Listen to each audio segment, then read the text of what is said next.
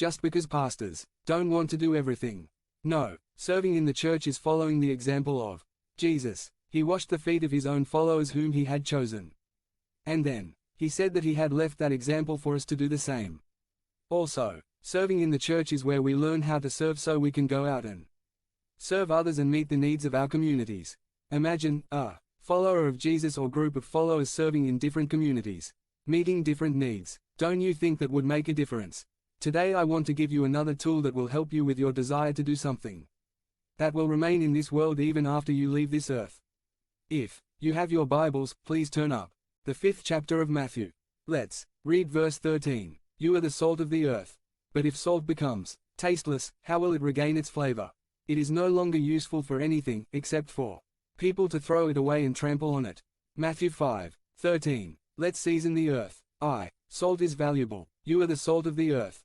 Who said that? Jesus. Whom? To his disciples of him. We need to remember that they were not very special people. They were not polite. They were not rich. They were not people of power. They were normal, ordinary people. Or perhaps some would say they were ordinary and 88 pigs, and Jesus said to them, "You are the salt of the earth." To comment, what a compliment. Salt was a necessity of life at that time. Therefore salt was very valuable. Salt was so important that in some contexts it was used as money.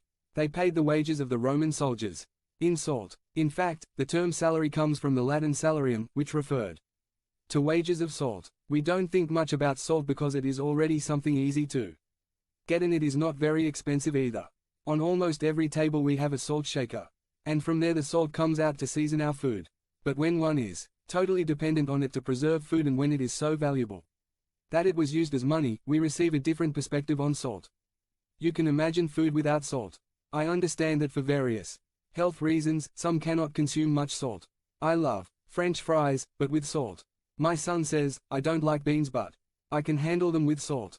I imagine that you also have different foods that you prefer with salt. Job asked, can tasteless food be eaten without salt? Job 6:6. Without salt certain foods would be inedible.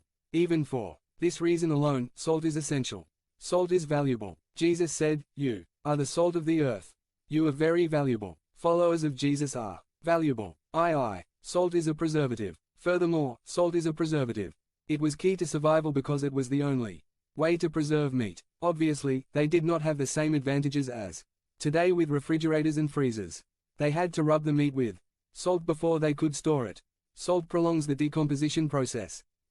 Jesus entrusted his disciples to prevent the decomposition of our societies. In fact, Christianity has had a profound and positive effect on the world. Christianity's